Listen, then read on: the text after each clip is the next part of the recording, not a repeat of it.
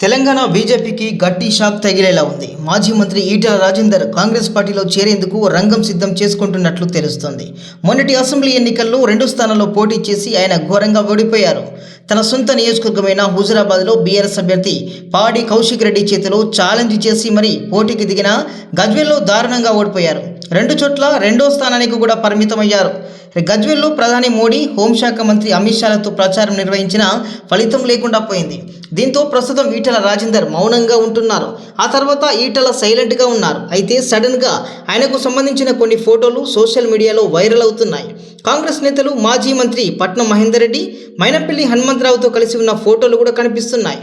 ఈ భేటీలో రాష్ట్రంలో నెలకొన్న తాజా రాజకీయ పరిణామాలపై కీలకంగా చర్చించినట్లు తెలుస్తుంది. ఈ క్రమంలోనే ఈటెల పార్టీని వీడబోతున్నారంటూ వార్తలు జోరందుకున్నాయి. కాంగ్రెస్లో చేరిక ఖరారు అయితే వచ్చే పార్లమెంట్ ఎన్నికల్లో కాంగ్రెస్ తరపున కరీంనగర్ నియోజకవర్గ బరిలో నిలవబోతున్నారని ప్రచారం జరుగుతుంది.